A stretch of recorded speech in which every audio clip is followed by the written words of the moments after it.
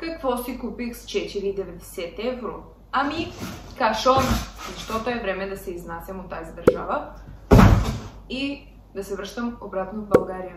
Сам, че не във Варна, ами в моята любима София.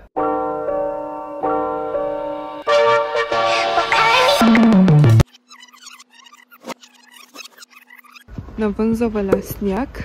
Аз съм с не толкова дебело яке и сега много съжалявам в този момент.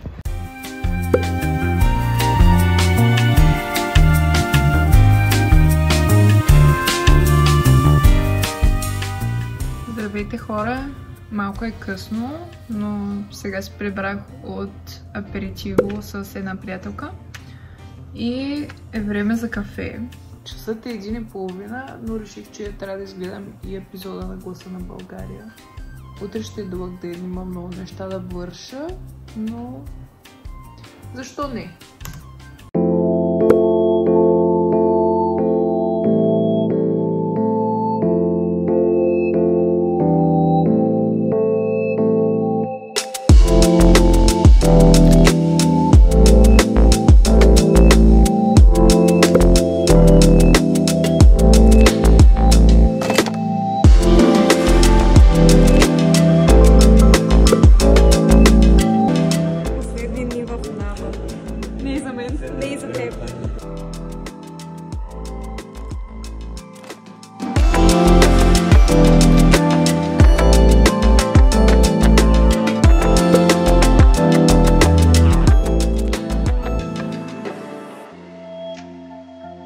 Последното ми ходене на фитнес преди да си тръгна.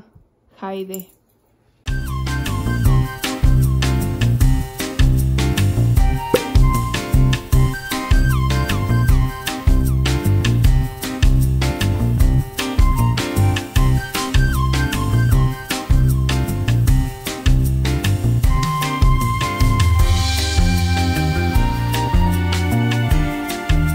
Добро утро! Днес трябва да върна проксмокачката на Лея, да се видя с нея за последно и да си досъбера багажа, който е почти готов за заминаване обратно в България. Реално не е толкова много. 2 куфара и още 4 кашона. Мисля, че е доста добре за 3 години живот. Не е толкова много, колкото мислех. Багажът е готов.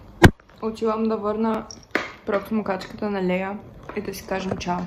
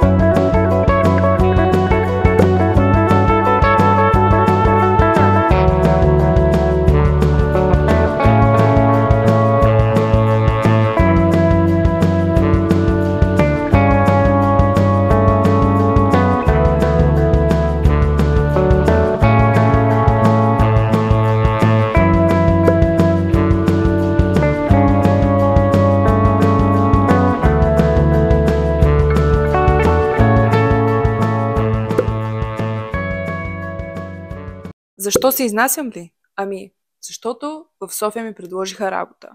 Като какво? Като интериорен дизайнер.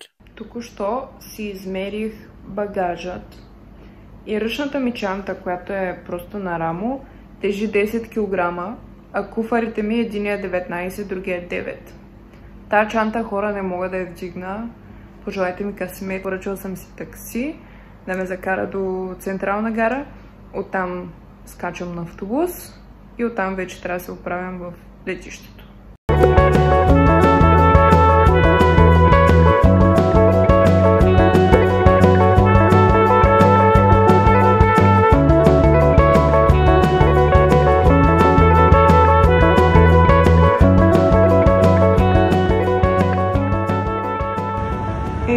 Пристигнахме на българска земя, навън е минус 100 градуса. Имам един тон куфари. Чудесно е.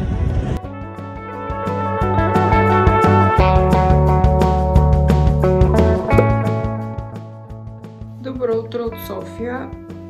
Тази сутрин съм тук с Тобаяс. Кажи нещо. Нищо няма да кажа. И днес имам да си търся трудова книжка и да отида до ОДМ. Хора, първия културен шок в магазина. Пастата. Аз ги взимам за 1 евро.